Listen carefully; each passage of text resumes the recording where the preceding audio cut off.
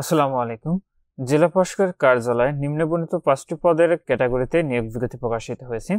এটিতে অফিস সহকারী cum computer মুদ্রা অক্ষরিক যে পদটি রয়েছে পদের সংখ্যা রয়েছে 3টি, সার্টিফিকেট সহকারী যে পদটি রয়েছে পদের সংখ্যা রয়েছে 3টি, ক্যাডেট চেকিং কাম সারাত সহকারী যে পদটি রয়েছে পদের সংখ্যা রয়েছে 1টি, অফিস সহায়ক যে পদটি রয়েছে পদের সংখ্যা রয়েছে 20টি এবং নিরাপত্তা পরি যে পদটি রয়েছে এটিতে পদের সংখ্যা রয়েছে 2টি। আপনার যে সকল প্রার্থীর বয়স 20 মার্চ 2025 খ্রিস্টাব্দ তারিখে সর্বনিম্ন 18 বছর এবং সর্বোচ্চ 32 বছরের মধ্যে রয়েছে আপনার সেই সকল প্রার্থীরা এটিতে আবেদনটি করতে পারবেন। এটির আবেদন প্রক্রিয়াটি আপনার অনলাইনের মাধ্যমে সম্পন্ন করতে হবে। আপনি এখানে যে ওয়েবসাইটের ঠিকানাটি দেখতে পাচ্ছেন এখান থেকে অনলাইনের মাধ্যমে আবেদনটি সম্পন্ন করতে পারবেন। তো এটির আবেদনটি ইতিমধ্যে শুরু হয়েছে 20 মার্চ 2025 খ্রিস্টাব্দ তারিখ সকাল 10টা থেকে আবেদনটি শেষ হবে 30 এপ্রিল 2025 খ্রিস্টাব্দ তারিখ বিকাল 5টা। আপনার যে পরীক্ষার ফিটি নির্ধারণ করা হয়েছে এই নিয়োগে সেটি হলো 1 থেকে 3 নং ক্রমিকের পদের জন্য আপনার পরীক্ষার ফি দিতে হবে 112 টাকা এবং 4 থেকে 5 নং ক্রমিকের পদের জন্য পরীক্ষার ফি দিতে হবে 56 টাকা। ফিটি আপনি টেলিটক প্রিপেড মোবাইল নাম্বার থেকে SMS এর মাধ্যমে ফিটি খুব সহজে পরিশোধ করতে পারবেন। আপনাদের প্রবেশগত প্রাপ্তির যে বিষয়টি পরবর্তী আপনার মোবাইলে SMS এর মাধ্যমে জানিয়ে দিবে।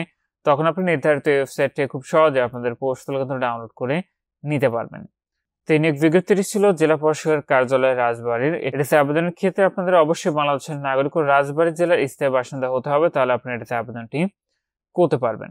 তো এই কার্যালয়ে গত 2 নভেম্বর 2023 খ্রিস্টাব্দ তারিখে এখানে একটি স্মারক নম্বর দেখতে পাচ্ছেন। এই স্মারকে জারিকৃত নিয়োগ বিজ্ঞপ্তির 1 থেকে 4 নম্বর ক্রমিকে উল্লেখিত পদের বিপরীতে যে সকল প্রার্থী ইতিমধ্যে আবেদন করেছেন তাদের পুনরায় আবেদন করার প্রয়োজন নেই এবং একজন প্রার্থী এই বিজ্ঞপ্তির একাধিক পদে আপনারা আবেদন করতে পারবেন না।